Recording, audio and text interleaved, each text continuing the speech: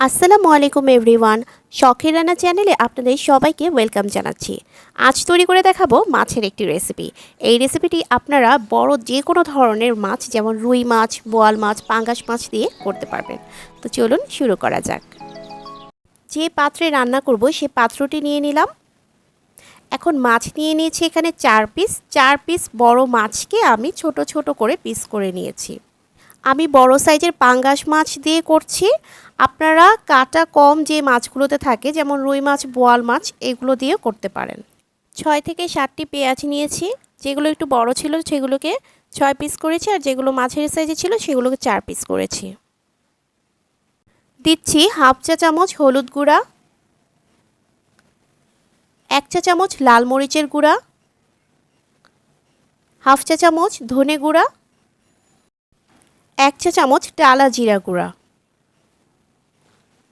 পরিমাণ মতো লবণ, 8 থেকে 10টা কাঁচামরিচ, আপনারা বাড়িয়ে কমিয়েও দিতে পারেন।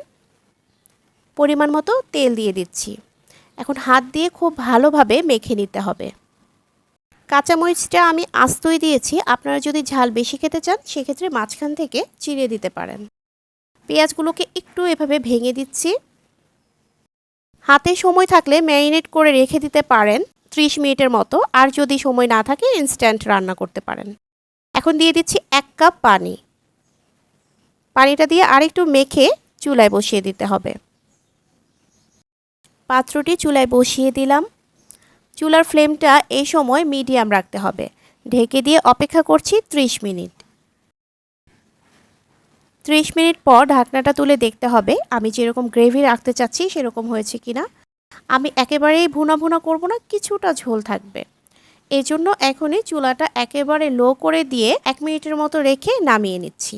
লবণটা একটু চেক করে দেখতে হবে, আমার লবণটা পারফেক্ট হয়েছে তাই আর দিচ্ছি না। একটা পাত্রে পরিবেশন করে দেখিয়ে দিচ্ছি। ঝামেলা ছাড়াই ঝটপট তৈরি হয়ে গেল মাছের একটি রেসিপি।